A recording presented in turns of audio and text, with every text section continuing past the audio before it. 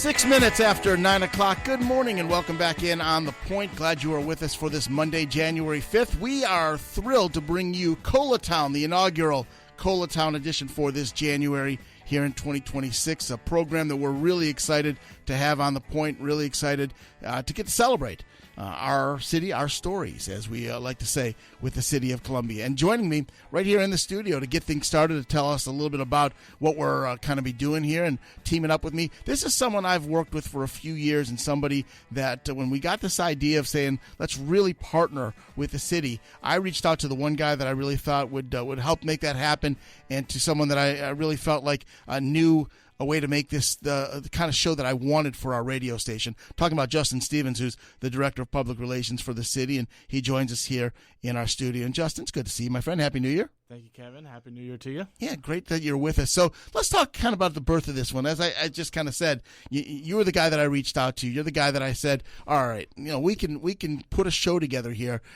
I always talk about this on the air. I say to our listeners, I always remind them, you either work in the city of Columbia, you live in the city of Columbia, or you play in the city of Columbia. Whether you're coming down to Findlay Park, or you're coming down to watch the Gamecocks play, or you're coming down to do something. And if nothing else, we all celebrate the fact that the capital city of our state is Columbia, South Carolina. So I wanted to do a program that really celebrates Columbia, and that we could kind of feel like we're all kind of ambassadors for what's going on in the city. In addition to that, Justin, I really feel like we get a bad rap because I've had people been saying to me for years, there's nothing to do in this town. Yes, there is. There's a lot to do, a lot always going on, some that are directly sponsored by the city, other just great festivals and events that are going on, but the calendar is never empty. There's always something going on, especially because we have such great weather in the state of South Carolina and in the city of Columbia.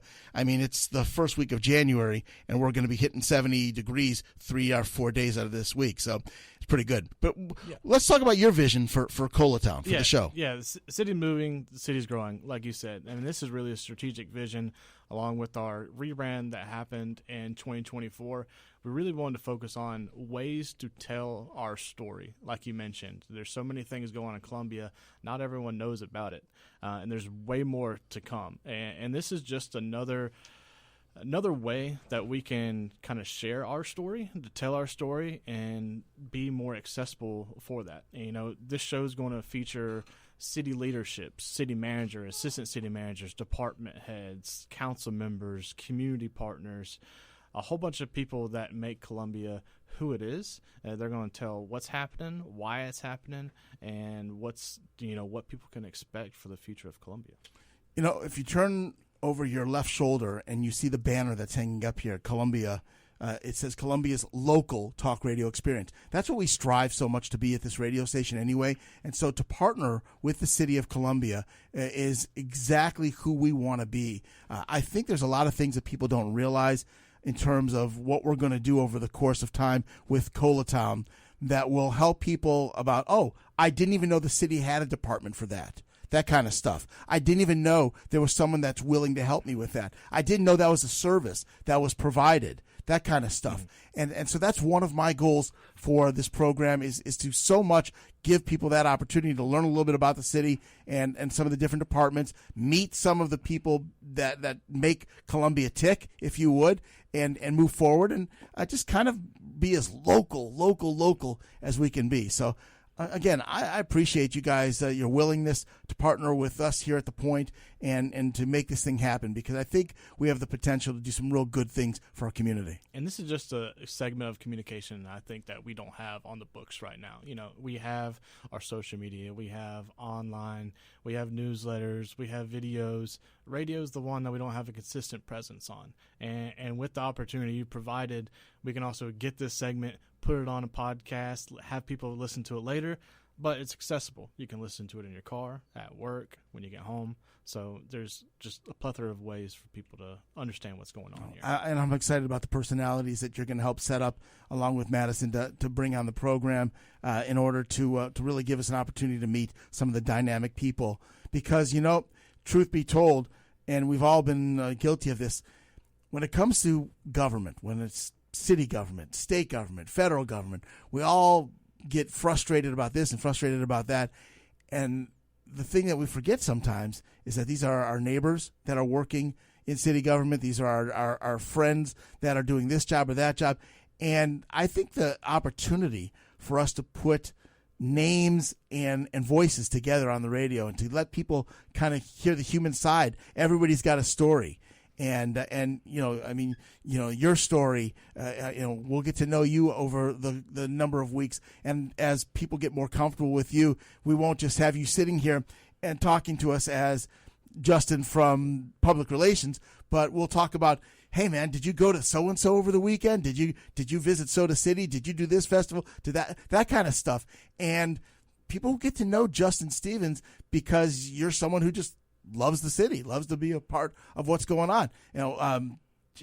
Just over the weekend, my wife went to the Columbia Museum of Art and to see the Keith Haring exhibit over there that's going on right now.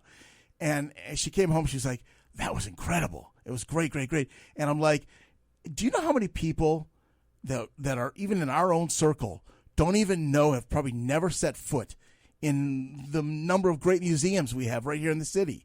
And so that's one of the things I want to use this vehicle for, is to be, like I said at first, ambassadors for reminding people all that we have. Well, I appreciate the opportunity you've given us. And we have a lot of stories, like you said. And just tune in, subscribe, connect with us, connect to our socials.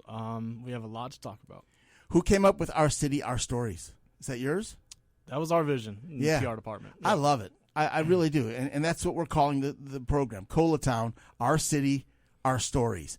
And I was very inspired just when you first suggested that, and then you sent us a really cool, jazzed up City of Columbia logo with ColaTown, and I'm just stuff like this is I mean, you don't know this, but this is why we created this radio station, was to be old school, community driven radio, and nothing better than something like this. So thank you for partnering. Thank you for trusting us.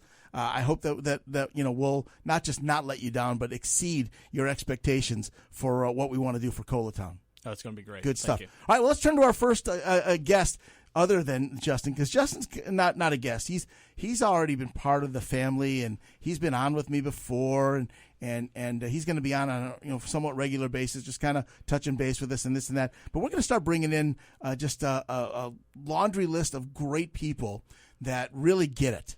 And I want to turn our attention now to Trevon Fordham, who is here with us, Office of Neighborhood Safety and Engagement. Do I have the right department there? That's correct. All right, good stuff. Well, first of all, Happy New Year. Happy New Year to you as well. All right, and thank you for coming in. Thanks for having me. Yeah, you know what? That microphone doesn't sound like it's working too well. Let's see. You're on mic 2. Yeah, that's mic 2 there. Try it now. Okay, how about now? Much better. Much better? Okay. It helps when the elbow doesn't hit the off button, Okay. which is what my elbow did. So I'm like, why doesn't that sound like it's working right? And I'm like, oh, the red light's not lit up. My elbow was just knocked it off. All right, how you doing? I'm doing well. How about you? I'm great. I'm so happy you're here. Thank you for coming on in here. Let's talk about, this is where what we need to do up front with all of our guests that are from a department that we're like, Office of Neighborhood Safety and Engagement.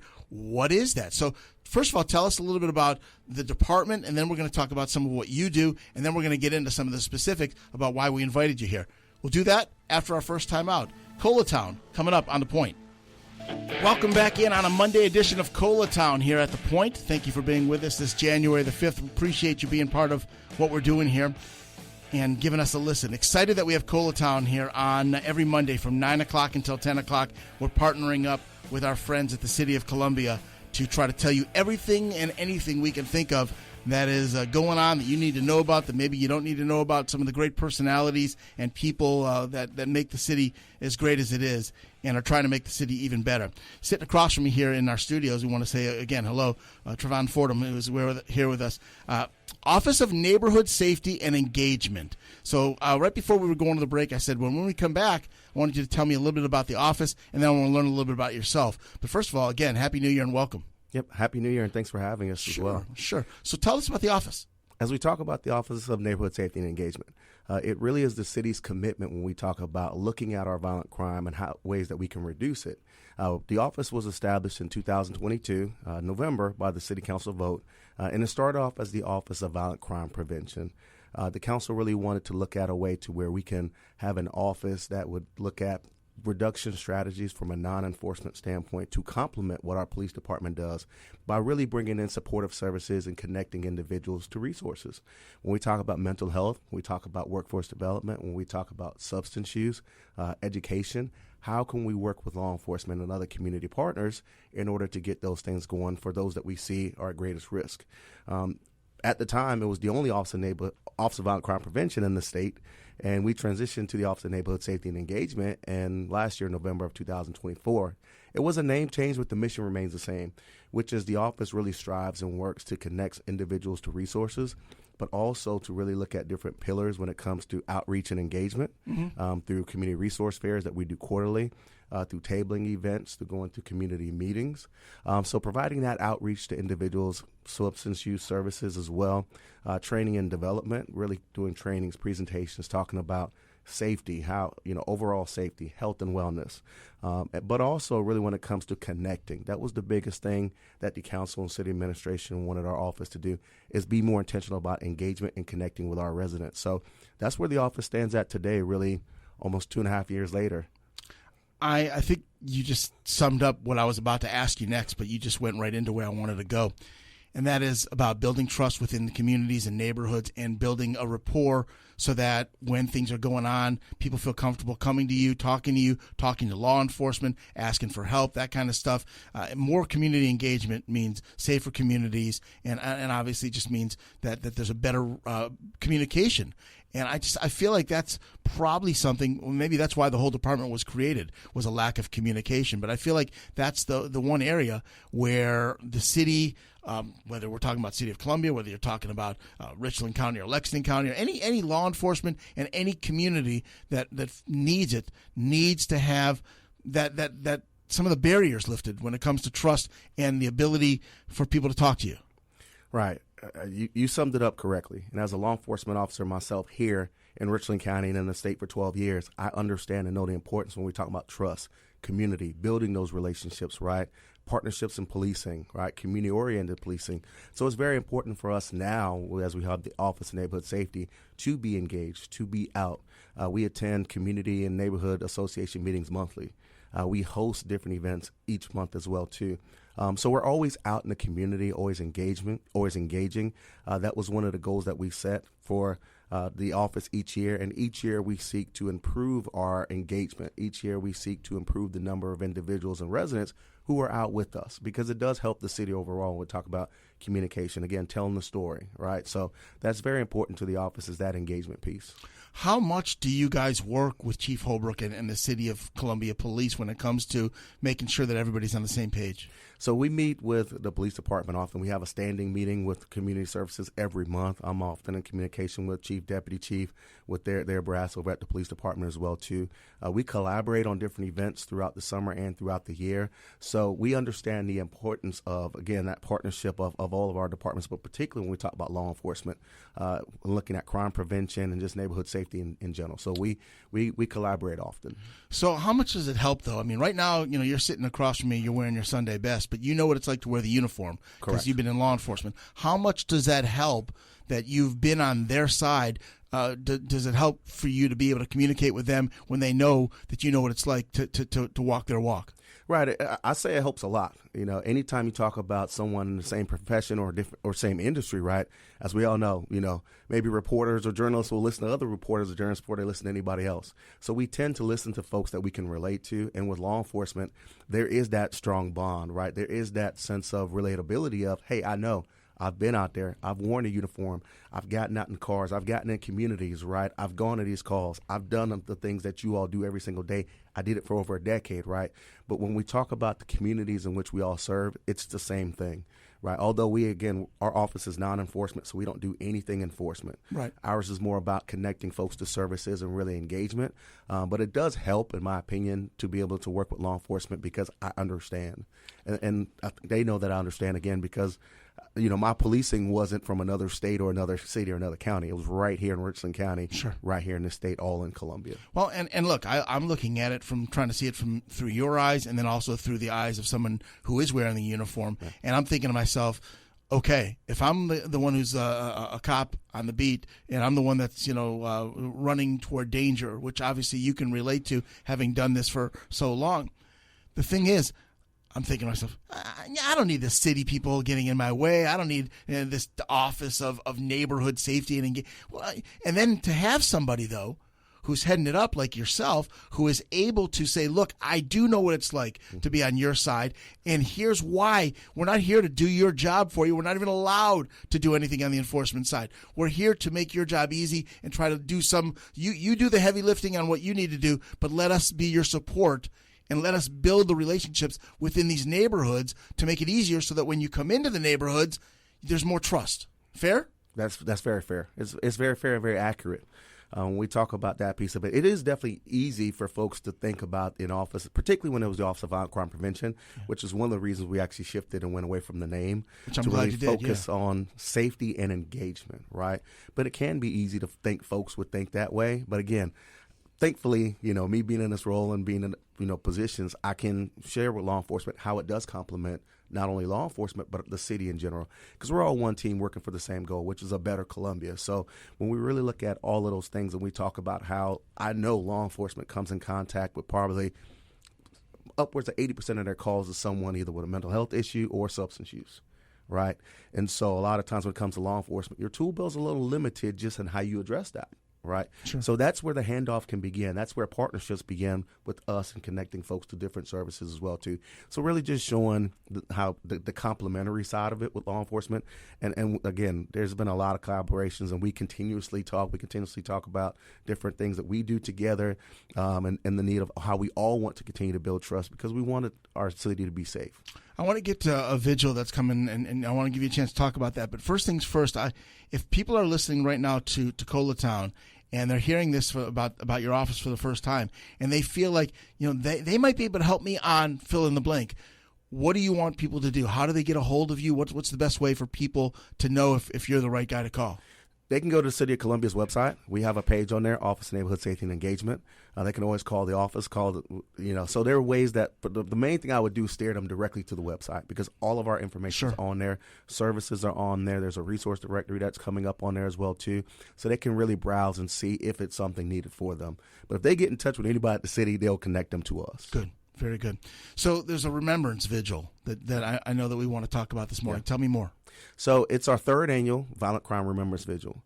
When I started the job in June of 2023, I hit the ground running. It was summertime, and it was hot, literally. Yeah. I think we were coming up on maybe 3 murders in that first week. So as we went through and we really looked at our homicides and we really looked at those and talking to folks, getting out in the communities, one of the things is we talk about building trust and really being out there and getting answers for investigations and just in general, right? Where folks saying that after their loved one was taken, they felt like no one remembered them. They felt like they were forgotten as a family. Wow. And therefore that kind of broke up some of the communications with the city. I'll say the city in general. Sure. So really in getting that feedback and being out, we talked about a violent crime remembrance vigil, a way for us as a city to say, we will not forget those that have been lost to violence. We will definitely remember them. This is our third year, and each year it's grown, and we're expecting the same this year.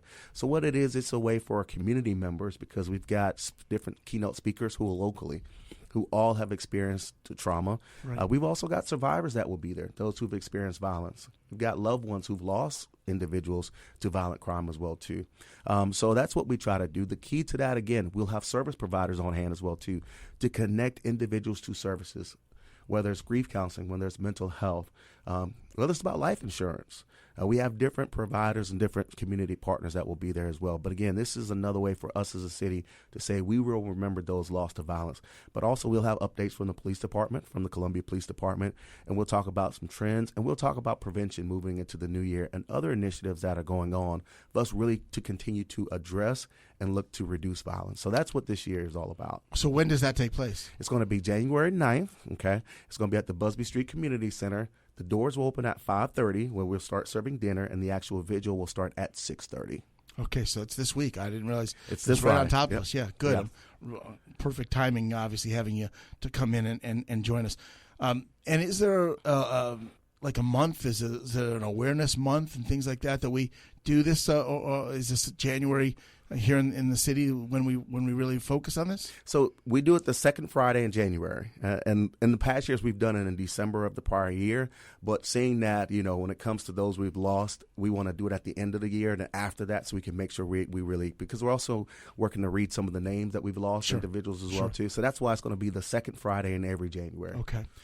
It's powerful. Obviously, it's an emotional event, I'm sure, for everybody that's involved in it. But I like what you said at the very beginning, and that is that we make sure that people that have been lost to violence are not forgotten. Right. Yeah, it's pretty important. All right, again, I'm really glad that you came in and that you're spending some time with us. Tell us the specifics one more time. The 9th? January 9th. Right. Doors will open at 5:30. It's going to be at the Busby Street Community Center. Busby Street Community Center. Yep. So glad you came in. Yeah, we appreciate it. Hey, thanks for being part of this family, and now for being part of what we're doing here at ColaTown. Open door, always. Whenever you got something going on, please make sure that Justin, that Madison, that I know about what's going on, and this is how we talk to people and give people some true opportunity from a community standpoint. This is exactly what I envisioned for what this show is going to be. So I'm glad you're truly our first guest. Thank you. Thank you. We're honored again, and thank you for all the work that you do as well, too. I kind of need to say that. All right, we got to do a break. We're going to come back after our bottom of the hour news. We'll get you that. We'll get you some weather, and we'll come on back. Our next guest's coming up. ColaTown continues on the point.